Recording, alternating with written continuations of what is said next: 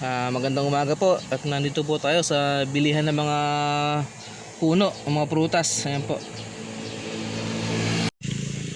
At magtatanim nga po pala tayo ng mga prutas sa bukid.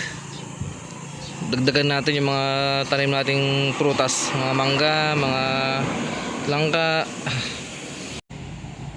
Nagtaas na nga po pala ng presyo yung mga puno dito.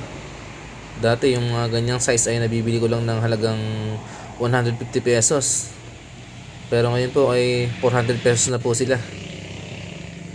Marami rin po dito tinda ng mga kalamansi at iba't ibang variety po ng mga mangga. Magkano po sa avocado? 1.5. 1.5? Malaki na ano? Ito po ay 300. Maliit.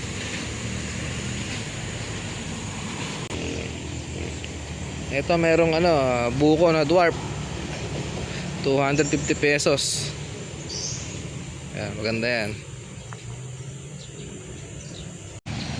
So ito nga po ang bibili natin, yung dwarf na buko. At wala na yung variety ng gusto kong mangga. 3 piraso lang natira, oh. Puro buko muna ang tatanim ko ngayon. Nabili ko nga pala ay 5 piraso na dwarf. So eto nga po yung nabili ko, 5 piraso na dwarf na buko. Ayan. Tatanim po natin yan. Dito nga po pala natin tatanim yung mga nabili ko na dwarf na buko. Yan, meron ng mga naunang buko dito pero hindi sila dwarf, kaya tatanim natin ng mabilis mamunga. Bale 1,000 square meter pa yung bakanting lote na yan. Puro damo lang siya. Diyan kami kumukuha ng pagkain ng mga kambing. Tapos ito naman yung pinaka backyard farm namin na 2,000 square meter. Ayan. Marami ng puno dito kaya doon na lang ako magtatanim sa bakanting lote. Ayan, oh, marami ng mangga, papaya. Ayan. Hanggang dun marami ng puno.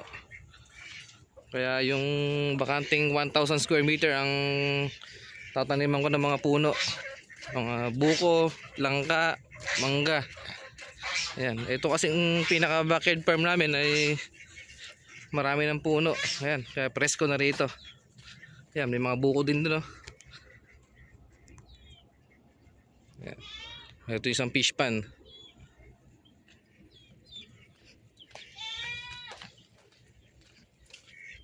Ito yung mga bibi. Ayan. Ayan, manok.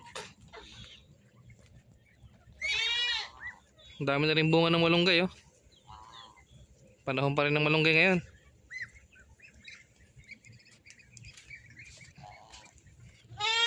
Ayan. Tara po, magtanim po tayo ng buko.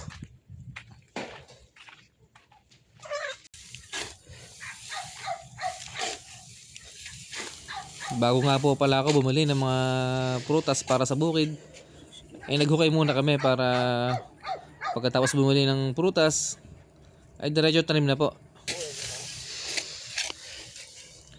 Sa pagtatanim naman po ng mga buko, unyog, tabu, ang pinaka-importante naman po dito ay huwag pong ibabaon lahat. Kailangan po ay nakalitaw pa rin po yung kahit 1/4 ng kanyang katawan o ng kanyang bunga. Yan po ang bilin sa akin ng aking nanay, kasi sa kanilang lugar ay meron din po silang koprahan. Meron silang maluwang na nyugan. At ganoon din po ang sinabi sa akin nung pinagbilhan ko nito, na totoo nga daw po na ganoon ang tamang pagkatanim, na huwag ibabaon yung buong bunga ng nyug na yan.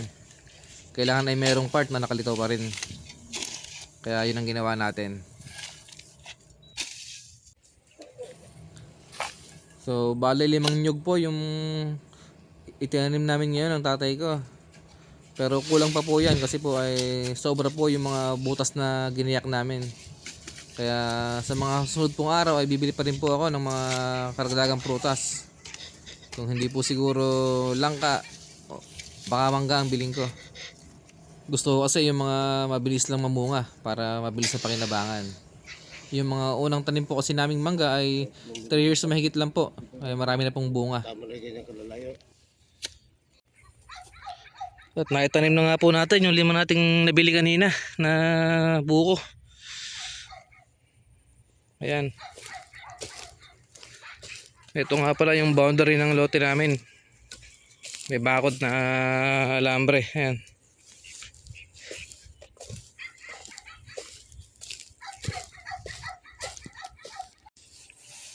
Meron pa kaming mga dinalagyan na butas. Ayan. Pag-iisipan ko ba kung anong prutas ang lalagay ko dyan. Pero yung mga buko ay naitanim na namin.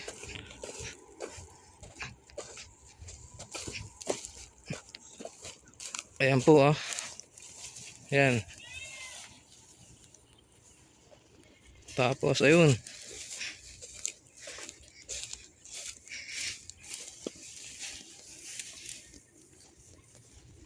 Tapos ayun.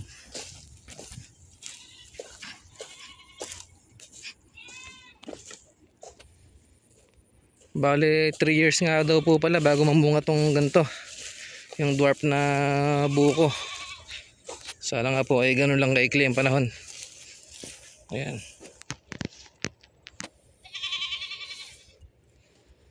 At yun lamang po at maraming salamat sa panonood.